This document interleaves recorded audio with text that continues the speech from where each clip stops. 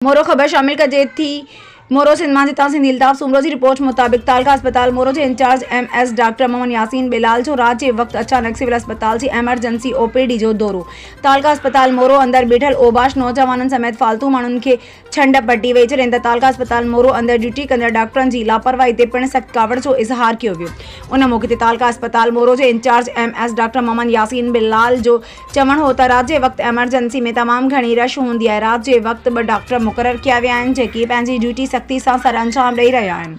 तालका अस्पताल मोरो जो कुछ अमलो माण्हुनि जे इलाज ऐं गिफ़लत पिण करे रहियो आहे। मूं उन्हनि मथां पिण सख्ती कई है। डॉक्टर मोहम्मद यासीन बिलाल वधीक चयो त तालका अस्पताल मोरो जी एमरजेंसी वार्ड में कुछ माण्हुनि सां ताल्लुक़ सबब ईअं अची वेही रहनि था। उन्हनि खे अॼु ओचितो विज़िट दौरान ॿाहिरि कढियो आहे। असां लाइ शहर जा माण्हू अहमियत रखनि था ऐं कंहिं बि अहिड़े ओबाश माण्हू खे का बि हरकत करणु न ॾींदसि।